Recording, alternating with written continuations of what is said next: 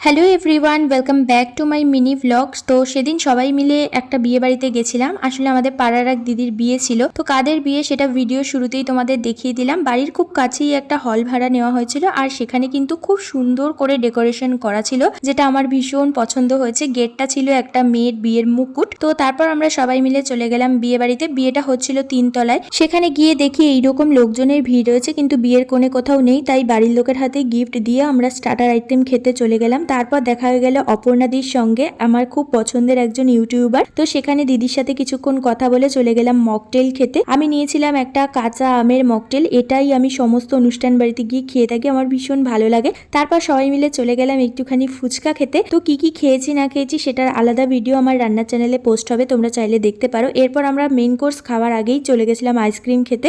আসলে এতটাই গরম লাগছিল যে আইসক্রিম না খেয়ে আর পারলাম না। তারপর আমরা সবাই মিলে একসাথে খেতে বসে পড়েছি। আমার মা কাকি ওরা আলাদা দিকে বসেছিল, আর আমরা সবাই একসাথে বসেছিলাম। এরপর খাওয়া দাওয়া সেরে যার বিয়ে তার মার সাথে আমার মা কাকি কিছুক্ষণ গল্প করলো। তো আমাদের গরমে এরকম বিধ্বস্ত অবস্থা হয়ে গেছিল। এরপর দেখি ওদিকে বিয়ে হচ্ছে, তাই সেখানে একটা ছোট্ট ভিডিও নিয়ে নিলাম। তারপর রওনা দিলাম বাড়ির উদ্দেশ্যে। আর বাইরে না খুব সুন্দর হাওয়া দিচ্ছিল। বিয়ে বাড়ির ভেতরটা গরম থাকলেও বাইরেটা বেশ আরাম লাগছিল। তো এরপরে আমি খালি পায়ে হাঁটতে হাঁটতে পুরো বাড়ি এসেছি। আমার পায়ে নতুন জুতো পরে ফোসকা পড়ে গেছিল। তো এই ছিল আজকের বিয়ে বাড়ির ব্লগ। আজকের মতো টাটা, দেখা হচ্ছে নেক্সট ভিডিওতে।